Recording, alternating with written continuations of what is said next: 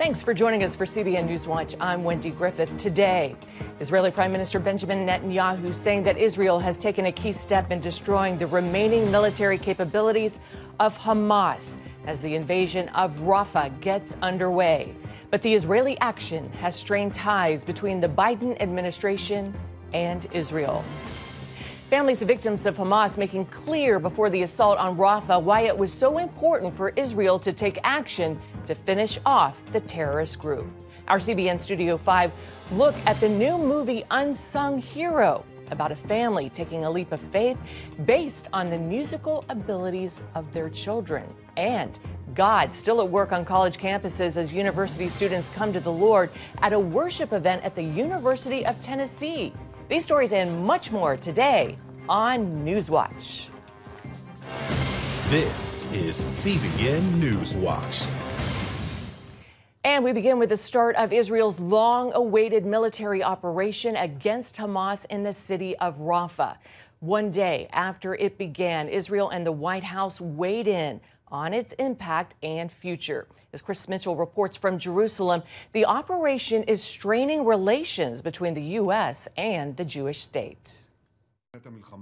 In the face of U.S. pressure, Israel's Prime Minister Benjamin Netanyahu explained why the War Cabinet approved its operation into Rafah. Seizing the passage in Rafah today is a very important step. An important step on the way to destroying the remaining military capabilities of Hamas, including the elimination of the 4 terrorist battalions in Rafah, and an important step to damage the governmental capabilities of Hamas, because, as of this morning, we denied Hamas a passage that was essential for establishing its reign of terror in the Strip. The White House, which has strongly opposed an invasion of Rafah, says it's monitoring the operation. What we've been told by our Israeli counterparts is that this operation last night was limited and designed to cut off Hamas's ability to smuggle weapons and funds into Gaza.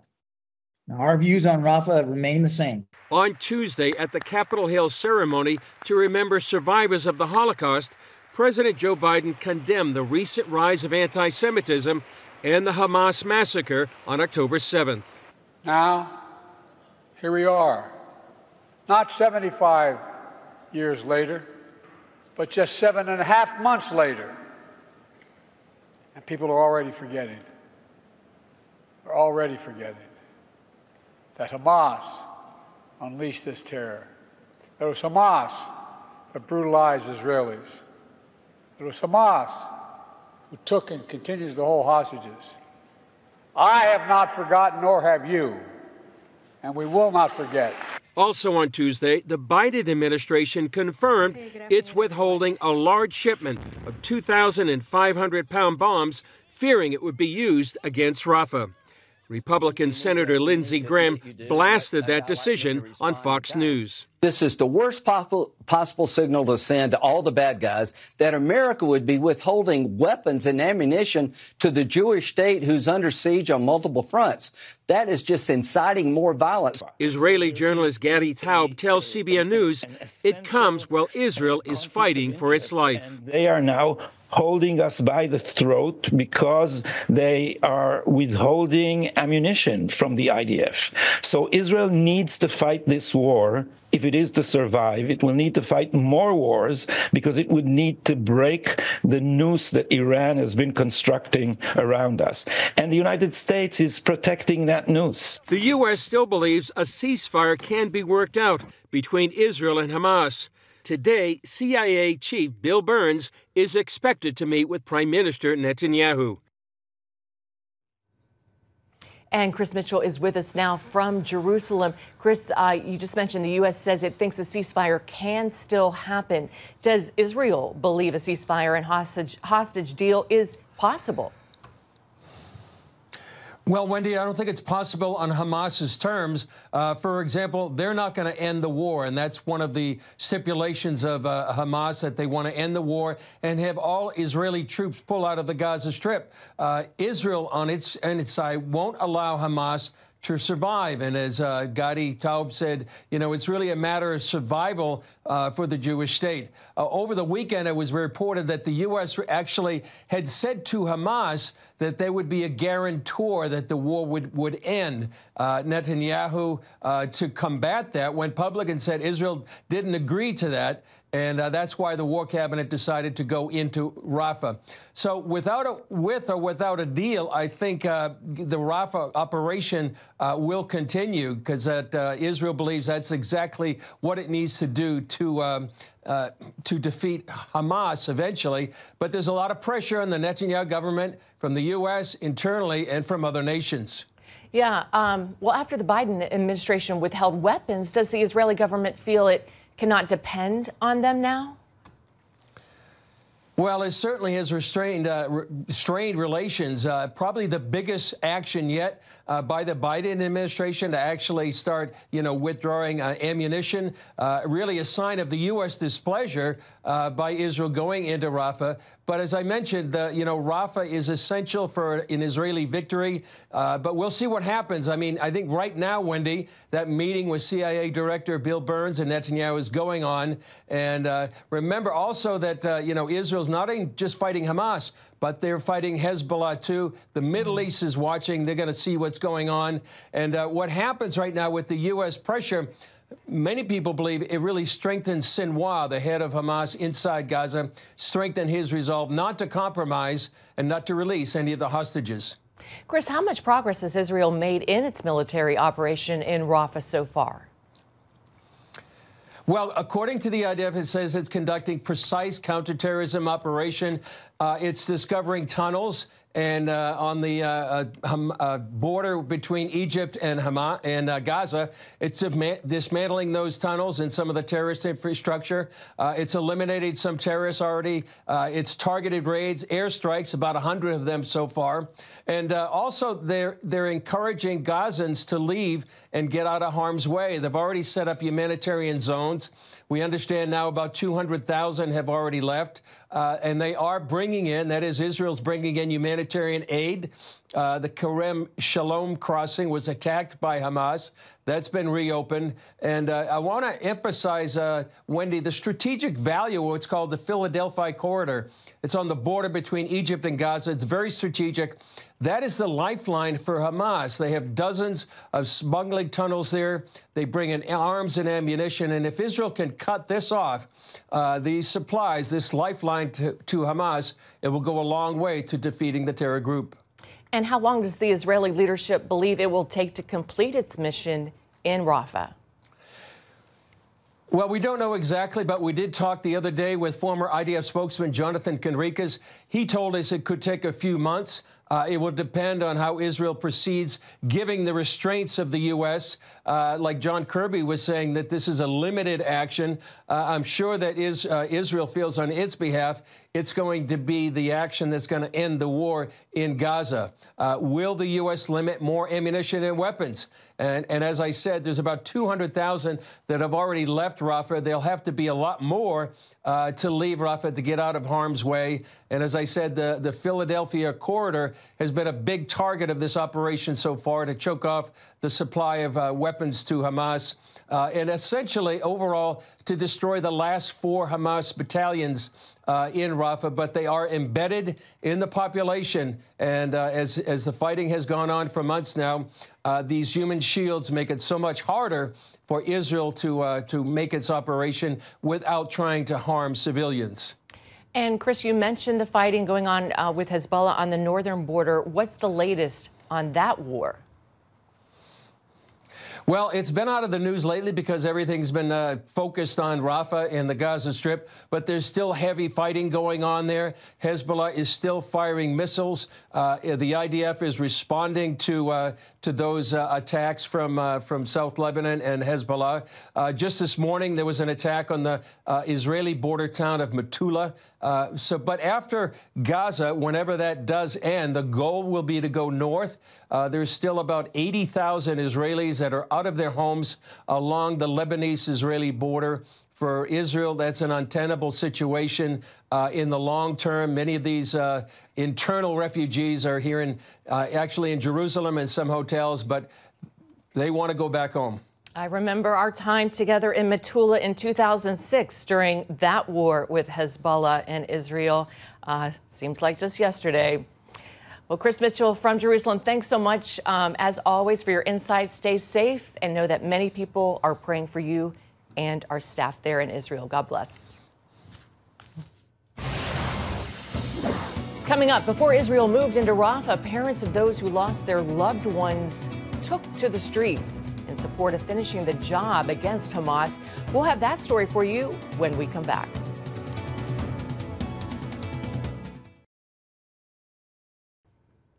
For months, debate raged over whether or not Israel should go into Rafah to eliminate what's believed to be the last major stronghold of Hamas. Before Israel did make its move into Rafah, one key group went into the streets to send a strong message to the government in support of finishing off the terrorist group. Here again is CBN's Chris Mitchell. After the rally, the parents of those who died in Gaza on their way to the entrance of the city saying victory must be now.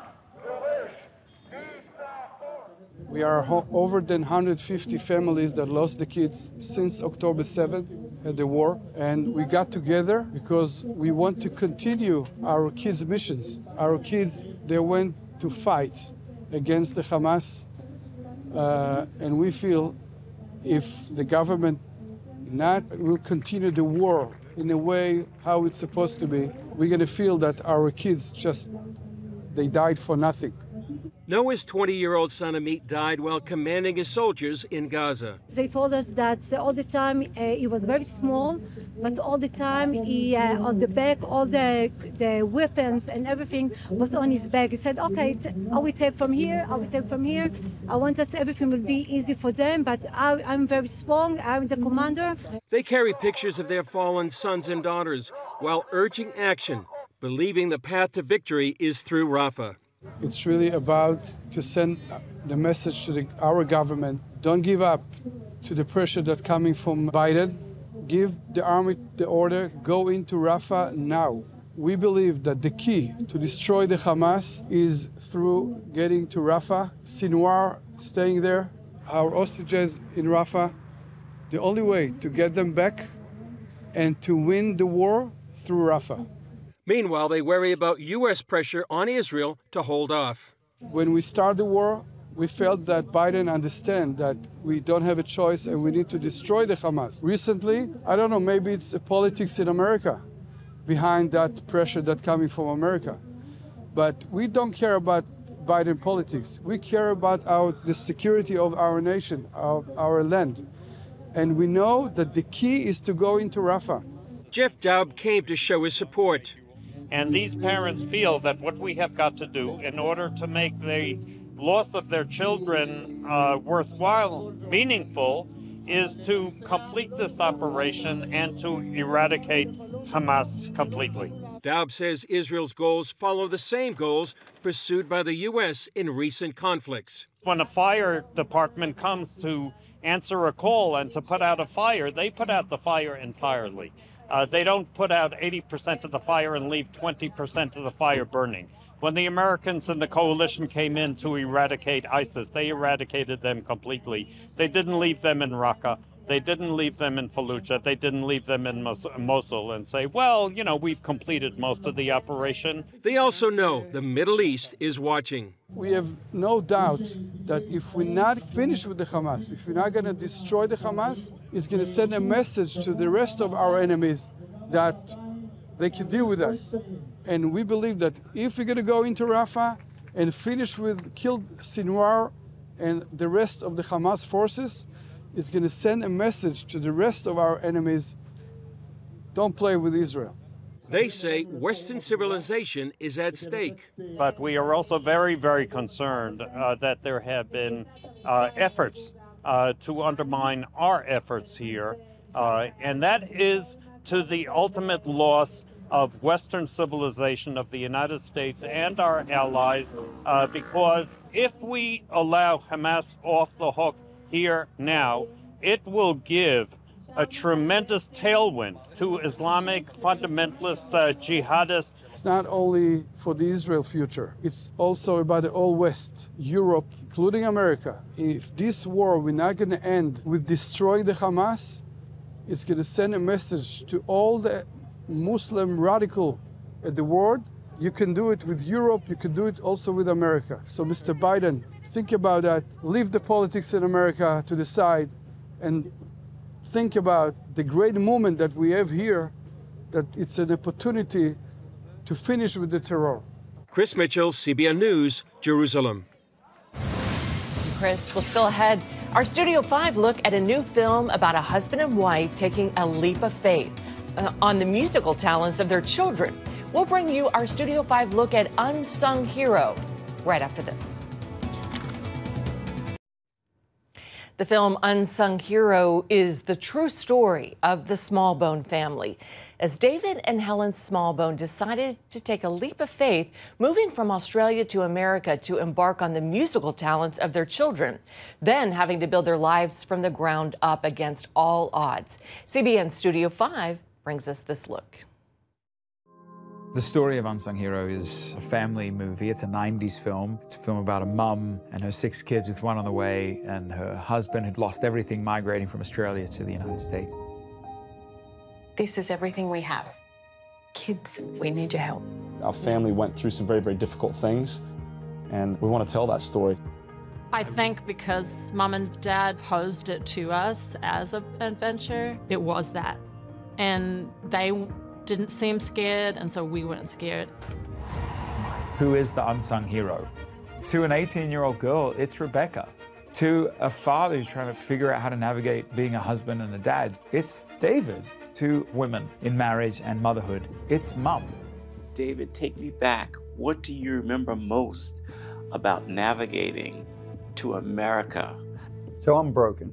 I'm shaking in my boots for 2 years when we arrived here because I was having trouble putting food on the table. She loved me, didn't criticize me, and it made our marriage stronger. She's a special one, son. Your family, they're not in the way. They are the way. I think your dad has the standout line of the film. At least it stands out for me. I still hear it today. Yeah. Your family is not in the way. Your family is the way. Yeah. Tell me about the moment you recognize, both of you, you look and say, God has given us the way. Here they are. I've been very thrilled that that statement is the standout statement of the movie. I think for me, I always wanted to be a wife and mum. And so I was living my dream. Like I was doing what I felt like God had created me to do. And I'm very aware too that the Bible recognizes children as a blessing from God. These kids are your legacy. These kids are what the world of tomorrow is going to be. These kids are you need your love and care, and you need to be pointing them to Jesus, but you need to be cherishing them. Cherish is a word we don't use very much in our current society. Love has become a little bit of a loose cannon word. You're never really sure what I love. I love this food. Like but cherish is a whole nother, element. And I think for me, I hope people are challenged to go home and recognize they've been entrusted with these kids who come from the hand of God, and that they've got to cherish them. So you have children. Your child portrays you. What's that like? It's pretty funny because Joel says it's a very expensive therapy session for him. Dad, I wrote a song. Thought maybe we could ask for an audition. Oh, that's great, honey. Let's take it one step at a time. I want a record deal. So do I. Yeah, well, boys, get in line. What I do love about the story, it connects. For me to know that the story is connecting, that gladdens my heart, because our goal with For King Country is loving on the brokenhearted, sharing the most wonderful message known to man to as many people as possible. And it's basically a For King Country production. The movie does that. So, okay, there's some subtleties. Gee whiz, they're not really playing me exactly the way I was, and she will represent that. But the fact that it's connecting with people, both Christians and non-Christians, that gladdens my heart. You know, here I am at 14, seeing a lot of life. The Jesus way is a beautiful way. It's so life-giving, and it's emotional for me to say this, but the movie highlights it. Can't wait to see that. And you can see Unsung Hero, which is now playing in theaters everywhere. Well, we have some more entertainment news for you. Recording artist CeCe Winans' new album, More Than This, debuted at #1 on the gospel Billboard charts. And you can hear some of CeCe's new music live during a special Mother's Day weekend event. It's called Generations Live Women's Conference and is set to begin on May 10th. The 2-day event is a gathering for women of different generations coming together for a life-changing experience that includes worship, word, and connection. It will be held in Nashville, but if you are unable to make it there, you can connect through live stream. For more information, go to generationsliveconference.com. Ephraim Graham interviewed CeCe Winans this week, and you can see more of that conversation on tonight's special Mother's Day edition of Studio 5. It will be on the CBN News channel at 8 p.m. Eastern. You can also watch it on the CBN News app or on YouTube. Well, coming up here at home, another sign of how God is working on college campuses as students came to the Lord and were baptized at the University of Tennessee. We'll have that story for you when we come back. Stay tuned. 8,000 students gathered on the campus of the University of Tennessee last week for a time of worship, with members of Gen Z making decisions to follow Jesus. Jenny Allen from the IF Gathering spoke at Unite Tennessee, writing on Instagram that hundreds responded to Christ and were baptized. Students say it's exciting to see God moving on their campus. The event was part of the Unite Us, which aims to bring the gospel to students at different college campuses. And it's wonderful to see this spreading all across the nation. Well, that's going to do it for this edition of CBN NewsWatch. Remember, you can find more of our news programs on the CBN News channel anytime or online with cbnnews.com. Also, tell us what you think about what you've seen today. Email us at newswatch@cbn.com. Have a great day. God bless.